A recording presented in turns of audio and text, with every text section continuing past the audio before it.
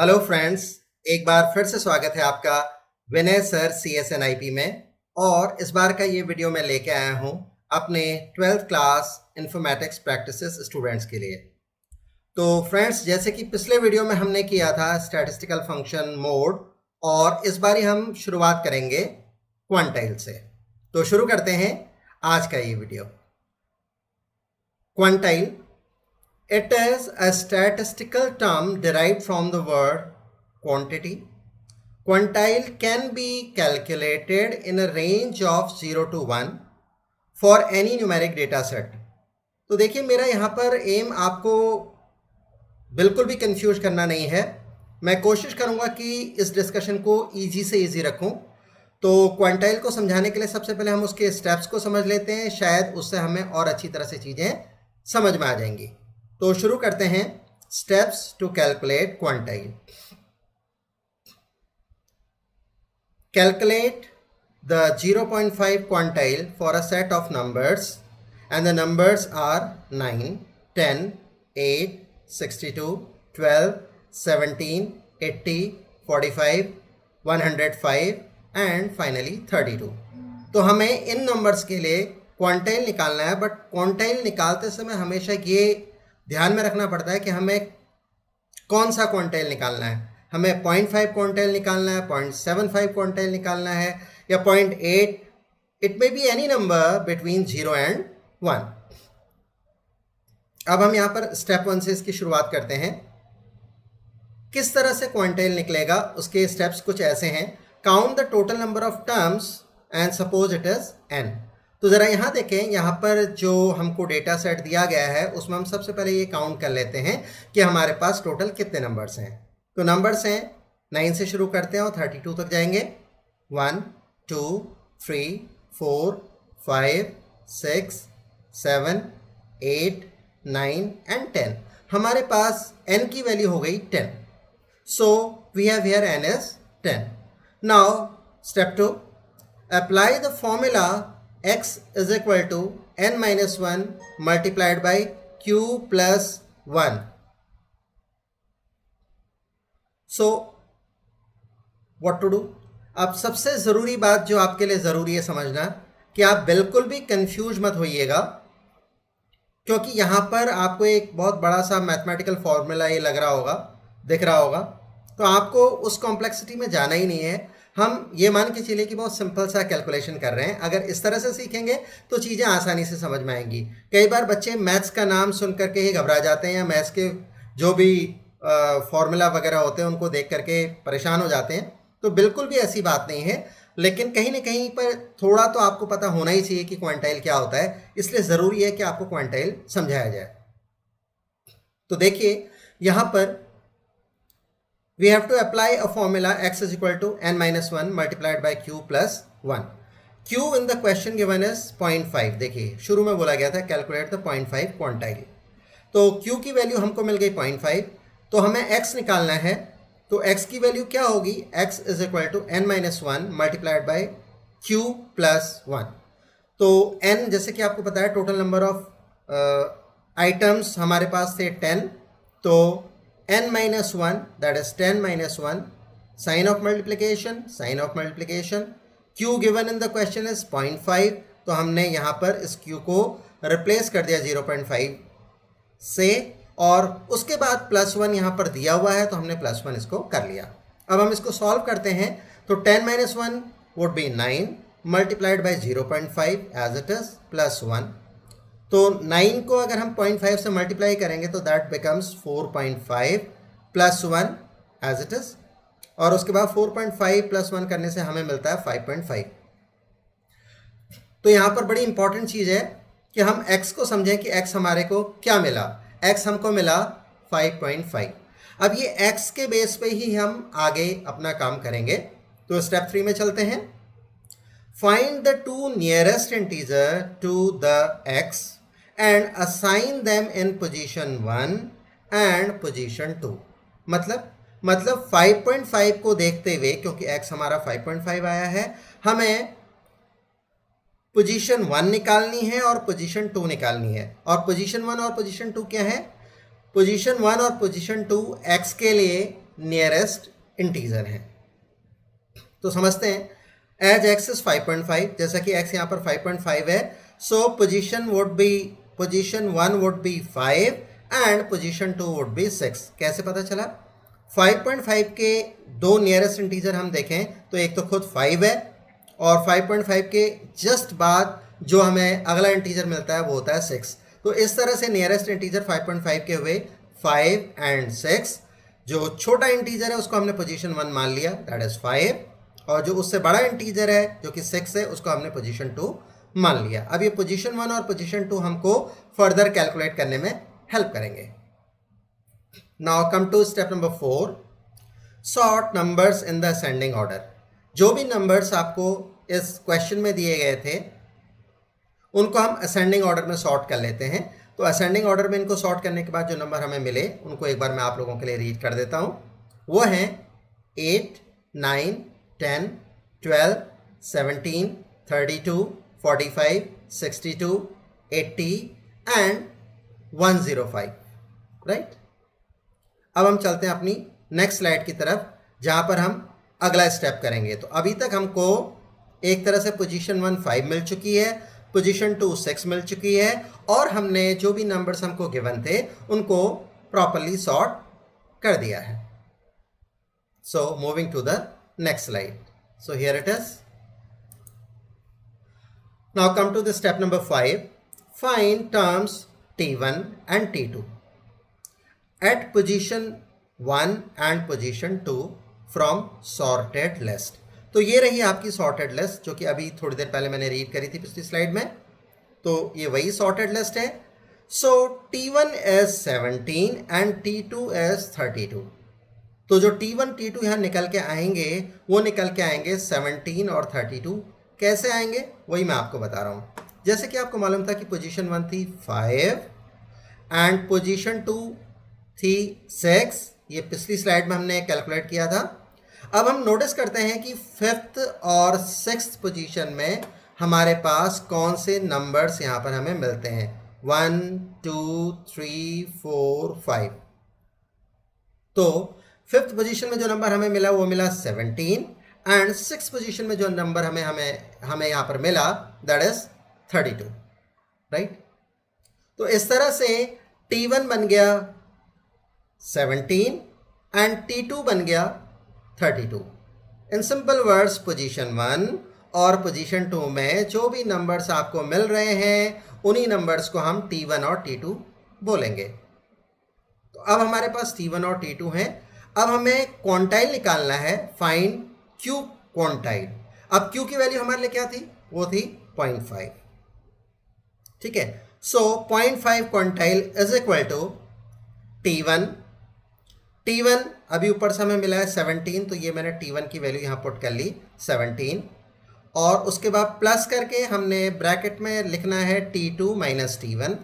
T2 है 32 and T1 है 17, तो T2 माइनस T1 यहाँ पर बना 32 माइनस 17 मल्टीप्लाइड बाय, जैसे कि फॉर्मूले में गिवन है, x माइनस पोजीशन 1। और x अगर आपको पिछली स्लाइड से याद आ रहा होगा तो वो आया था 5.5, राइट। तो 5.5 माइनस पोजीशन 1 कितनी है? पोजीशन 1 है, देखिए यहाँ लिखी हुई है पोजीशन 1 है 5, तो ये होगा 5.5 माइनस 5। इसको फर्दर सॉल्व करते हैं। So it becomes 17 as it is 17। 32 minus 17 को सॉल्व करेंगे तो y of 15 multiplied by 5.5 minus 5 is equal to 0.5। तो ये निकल के आ गया 0.5। So now solving it further, ये रहा 17 प्लस 15 मल्टीप्लाइड बाई 0.5। तो हम 15 को 0.5 से मल्टीप्लाई करेंगे तो इट बिकम 7.5, और ये रहा 17 एज इट इज। 17 में हमने जो अभी अभी कैलकुलेटेड 7.5 है उसको ऐड करा दिया। ऐड कराने के बाद मुझे मिला 24.5, और 24.5 एज द डिजायर्ड क्वांटाइल। तो जिस तरह से मैंने आंसर लिखा है उसको एक बार आपके लिए रीड कर देता हूं। Finally the 0.5 quantile for 9, 10, 8, 62, 12, 17, 80, 45, 105 and 32 जो कि इनिशियली क्वेश्चन में गिवन था एज 24.5। तो इस तरह से आज हमने क्वांटाइल को मैथमेटिकली निकालना सीखा। देखिए यहाँ पर जिस तरह से मैंने आपको मैथमेटिकली क्वांटाइल निकालना सिखाया है उसको आप सीखिए, लेकिन उसके लिए आपको बिल्कुल भी परेशान होने की ज़रूरत नहीं है, क्योंकि इंफॉर्मेटिक्स प्रैक्टिसेस एज सब्जेक्ट में कभी भी इस बात पे स्ट्रेस नहीं होगा कि आप कॉम्प्लेक्स कैलकुलेशन करें और वहाँ पर क्वांटाइल वगैरह निकालें या मैथमेटिकली उनको प्रेजेंट करें। फिर भी आपकी नॉलेज के लिए इतना ज़रूरी था कि क्वांटाइल क्या होता है, तो आप इसको समझ लें।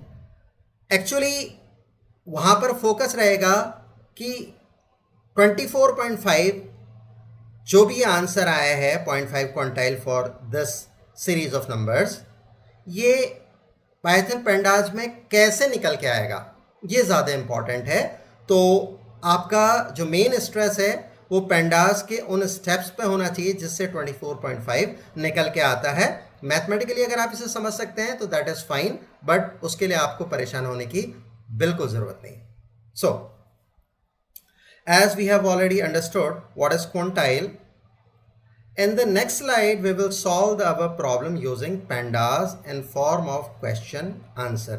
अब अभी हमने जो ये प्रॉब्लम सॉल्व करी थी इसको हम पेंडाज में कैसे करेंगे उसको क्वेश्चन आंसर के फॉर्मेट में हम नेक्स्ट स्लाइड में पढ़ रहे हैं। तो बगैर देर किए हुए हम नेक्स्ट स्लाइड की तरफ बढ़ते हैं। So here it is, now it is question number 1, find the 0.5 quantile for the sales data. अब हमने ये जो डेटा गिवन था इसको नेम दे दिया sales data. For the sales data this in pandas, मतलब अब आप इस तरह का क्वेश्चन तो एक्सपेक्ट कर सकते हैं। तो अब हमें बेसिकली जो हमने पिछली स्लाइड में कैलकुलेट किया था, स्टेप सीखे थे, उसको किस तरह से हम पेंडास के थ्रू करेंगे वो सीखना बहुत ज़्यादा इंपॉर्टेंट है। तो देखिए आसान है। अब मैं इस क्वेश्चन का आंसर आपको दे रहा हूँ इन सिंपल वर्ड्स। हमको यहाँ पर 0.5 क्वांटाइल निकालना है इस सीरीज ऑफ नंबर्स के लिए using pandas. So discussing the answer now, import pandas as pd. हमने पेंडास को अपने पाइथन पैकेज का पार्ट बना लिया। देन एक डिक्शनरी यहाँ पर हमने डिफाइन की है। सो DICT इज इक्वल टू, अब एक्चुअली यहाँ से हमें जो इंप्रेशन मिला कि ये सेल्स से रिलेटेड डेटा है, तो हमने जो कॉलम का नेम है वो रख लिया सेल्स, और उसके बाद कोलन लगा करके हमने यहाँ पर जो भी सेल्स हुई है उसको एज अ लिस्ट दे दिया है। तो एक तरीके से ये जो स्ट्रिंग है सेल्स, ये तो है की, और ये जो लिस्ट है ये है वैल्यू इस डिक्शनरी के लिए। और बाय द वे इस डिक्शनरी में सिर्फ एक ही कहना चाहिए आइटम है, राइट।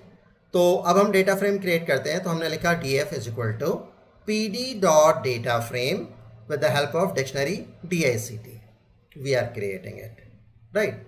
तो यहाँ पर मैंने आपकी इंफॉर्मेशन के लिए जस्ट इस डेटा को, जो भी ये डेटा यहाँ पर गिवन है, उसको सॉर्टेड मैनर में लिख लिया है सो दैट आप समझ सकें कि ये डेटा सॉर्टेड मैनर में क्या है। दो it was not very necessary, ठीक है, मैंने सॉर्ट करके आपको दिया है तो ठीक है। Now I want to calculate the quantile. तो जो सारा का सारा हमने अभी पीछे टास्क किया था क्वांटाइल निकालने के लिए, उनको ऑर्डर में लाए थे और उसके बाद T1 T2 निकाले थे पोजीशन 1 पोजीशन 2 के हेल्प से, वो कुछ भी करने की ज़रूरत आपको नहीं है। यही तो IP है।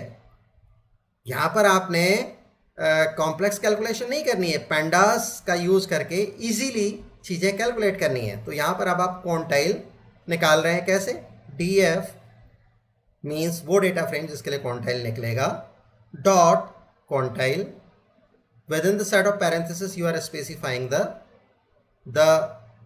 0.5 here। what is this 0.5 all about?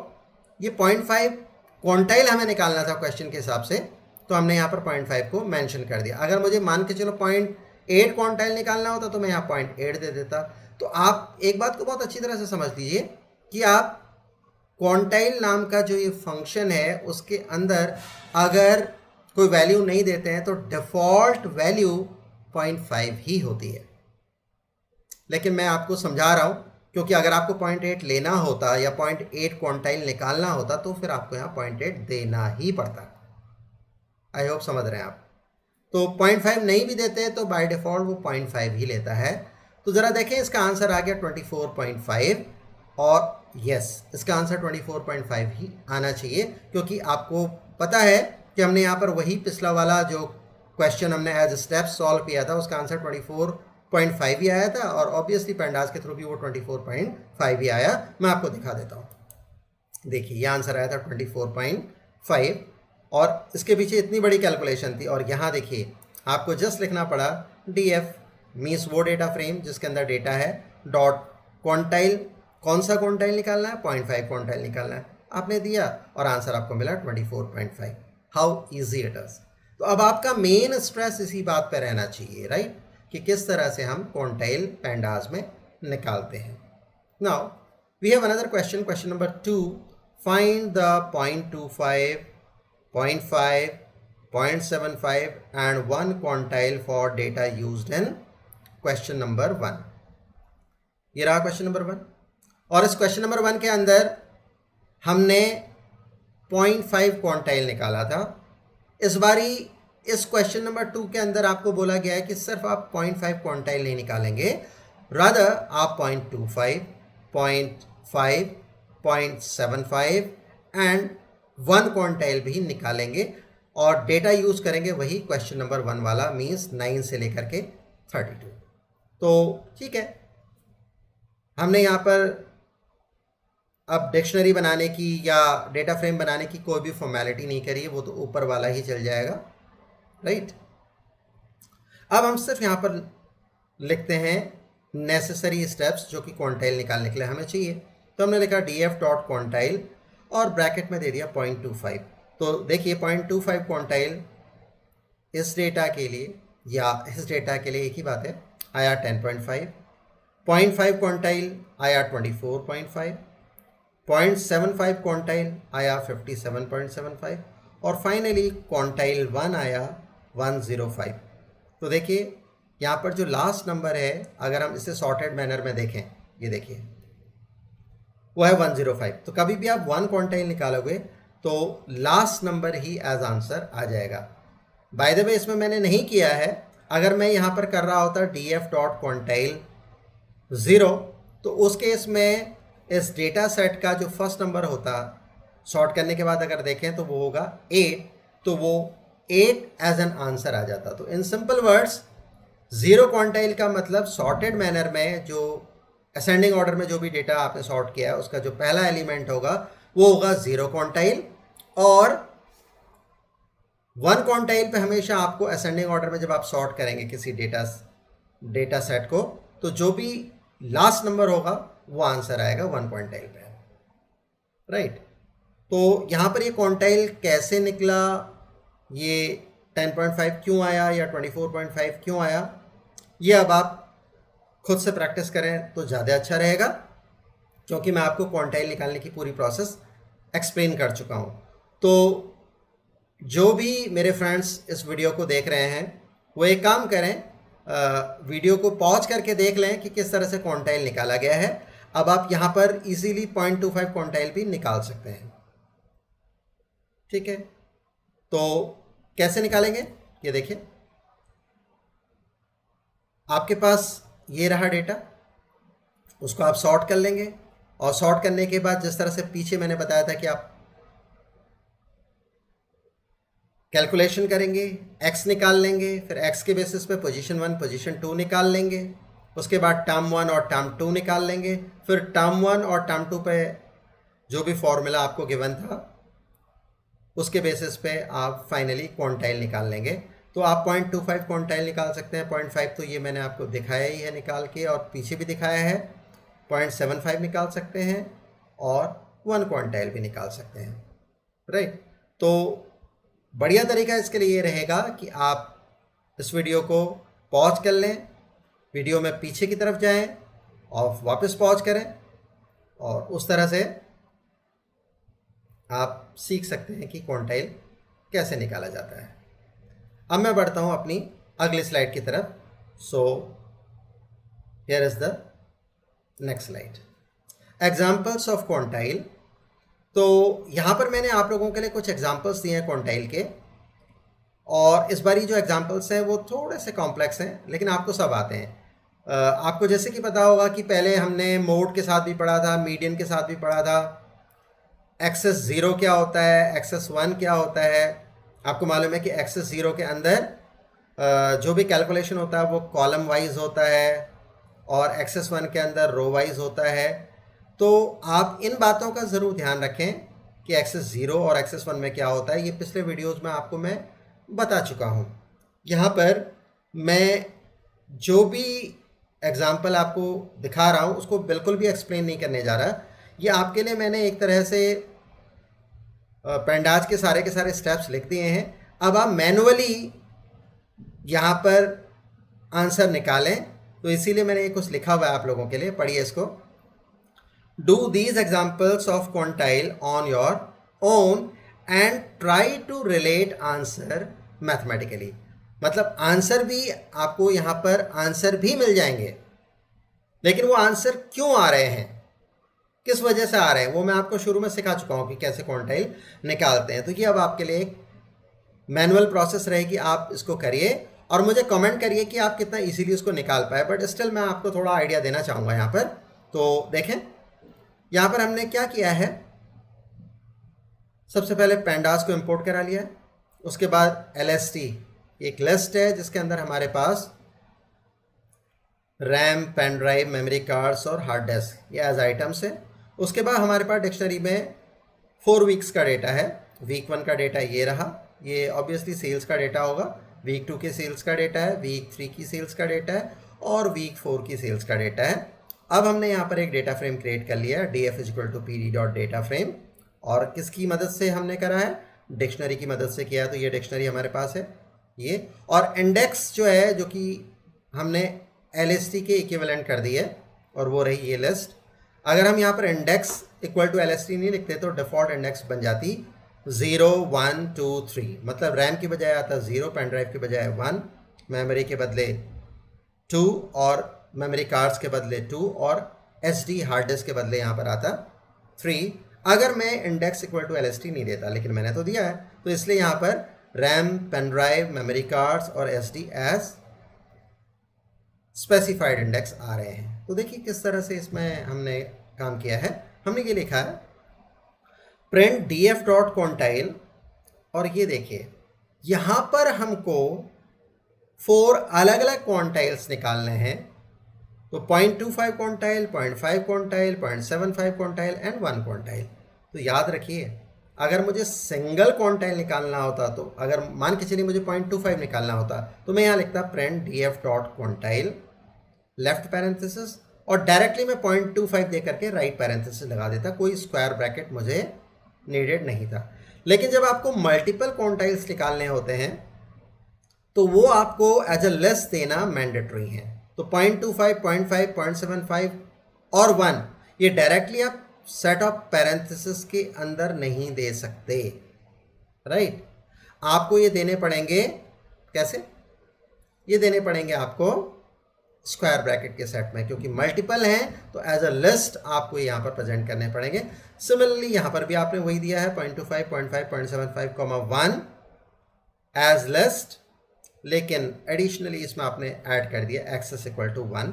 तो इस जगह पे जो भी कैलकुलेशन होगी वो डिफ़ॉल्ट एक्सेस 0 के वजह से कॉलम मैनर में क्वांटाइल निकलेगा, कॉलम वाइज मैनर में क्वांटाइल निकलेगा, और यहाँ पर एक्सेस की वैल्यू 1 देने की वजह से, एक्सेस की वैल्यू 1 देने की वजह से रो वाइज मैनर में क्वांटाइल कैलकुलेट होगा, राइट।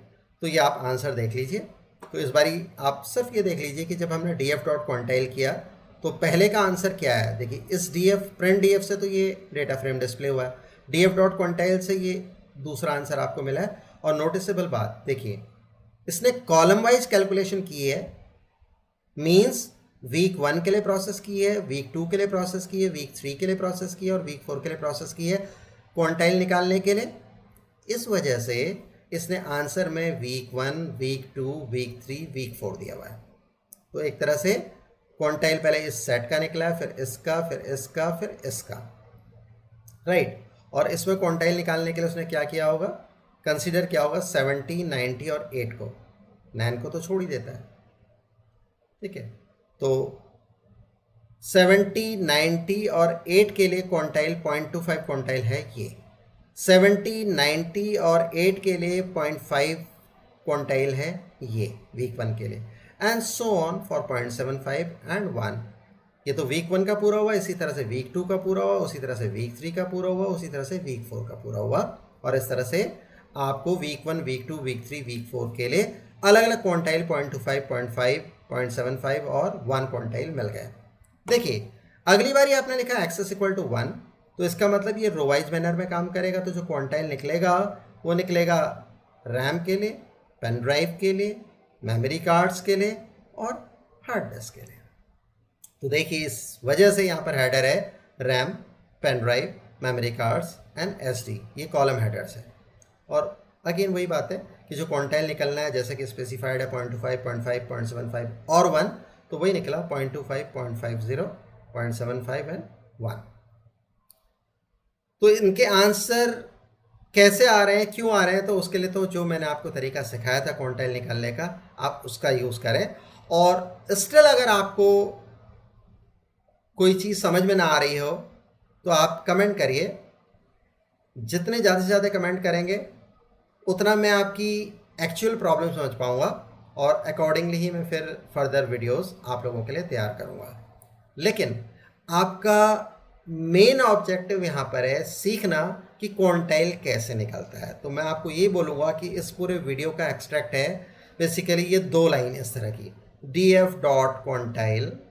अगर सिंगल नंबर है तो आप 0.25 डायरेक्टली दे सकते हैं, मल्टीपल नंबर्स के क्वांटाइल निकालने हैं तो आपको एज अ लेस देना है, और यहाँ पर डिफ़ॉल्ट एक्सेस रहेगी 0। और अगर आपको रो वाइज कैलकुलेशन करनी है तो फिर आप df डॉट क्वांटाइल देंगे, जो क्वांटाइल आप निकालना चाहते हैं वो एज अ लिस्ट यहाँ पर दे देंगे स्क्वायर ब्रैकेट के सेट में, और एक्सेस की वैल्यू 1 दे देंगे क्योंकि आप रो वाइज चाहते हैं। तो आपका मेन एम्फेसिस इन दोनों स्टेटमेंट्स पे होना चाहिए, और इसके मैथमेटिकल एस्पेक्ट्स पे आप जाइए, ज़रूर जाइए, सीखिए, लेकिन उसके लिए अनड्यू पेन लेने की ज़रूरत नहीं है क्योंकि आप आईपी के स्टूडेंट्स हैं, आप मैथमेटिक्स के स्टूडेंट्स नहीं हैं। तो मैथमेटिकली जितना समझ सकते हैं वेल एंड गुड, और अगर नहीं आया तो कोई बात नहीं, आप पेंडाज के स्टेप्स को अच्छी तरह से सीख लें। बट स्टिल अगर प्रॉब्लम्स हैं तो मैं आपकी प्रॉब्लम्स को सॉल्व करूँगा। तो इस तरह से I am coming to the end of this particular video session, और जल्दी मैं आपसे मिलता हूँ।